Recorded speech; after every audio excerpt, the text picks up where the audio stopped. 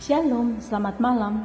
Renungan malam Sabda Bina Umat, Rabu 23 November 2022.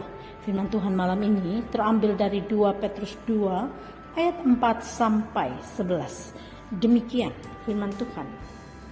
Sebab jikalau Allah tidak menyayangkan malaikat-malaikat yang berbuat dosa, tetapi melemparkan mereka ke dalam neraka, dan dengan demikian menyerahkannya ke dalam gua-gua yang gelap untuk menyimpan mereka sampai hari penghakiman.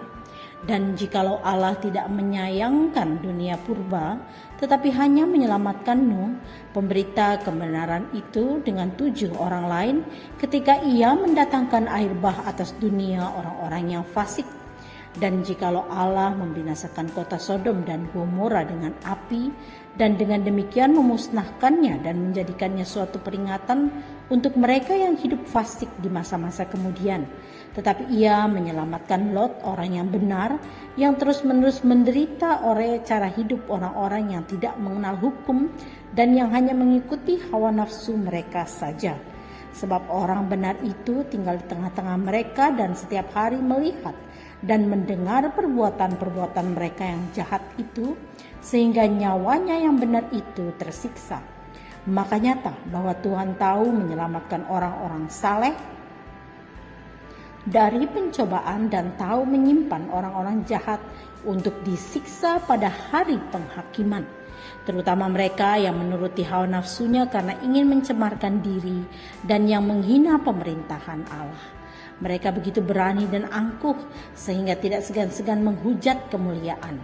Padahal malaikat-malaikat sendiri yang sekalipun lebih kuat dan lebih berkuasa daripada mereka tidak memakai kata-kata hujat kalau malaikat-malaikat menuntut hukuman atas mereka di hadapan Allah. Demikian firman Tuhan.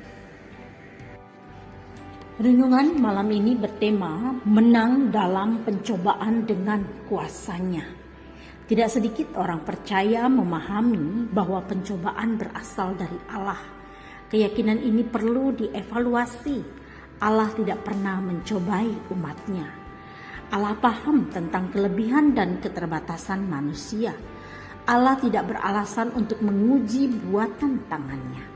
Bacaan Alkitab malam ini menjelaskan tentang manusia yang memiliki potensi godaan hawa nafsu, keinginan dari dalam diri kita dan dorongan godaan dari luar.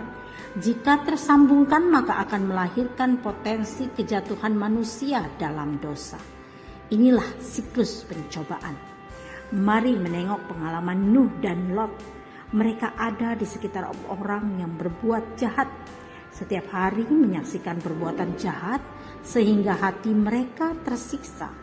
Apakah yang dapat kita pahami dengan hidup dalam pencobaan? Kita paham bersama bahwa Allah tidak mencobai kita. Kita hanya dicobai oleh keinginan kita dan iblis. Allah hanya sebatas mengizinkan pencobaan itu datang dalam kehidupan kita. Perlu dicatat bahwa Allah akan selalu ada di semua aspek kehidupan kita dengan maksud menolong, memberikan penghiburan, menguatkan dan menyegarkan kehidupan kita. Jika kita terus-menerus bergantung pada Allah, maka Ia akan memberikan kekuatan untuk menangkal godaan iblis dan hawa nafsu kita. Kita perlu terus-menerus melekat pada pokok anggur, yaitu Yesus Kristus. Roh Kudus berdaya penuh untuk membantu kita melawan kehendak jahat dari luar dan dari dalam diri kita.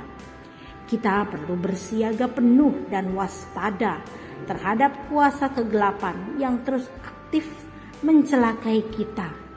Kita harus sadar akan potensi bahaya dari semua godaan duniawi. Iblis sedang menadetkan serangan kepada kita dengan segala caranya. Tetaplah melekat pada Dia.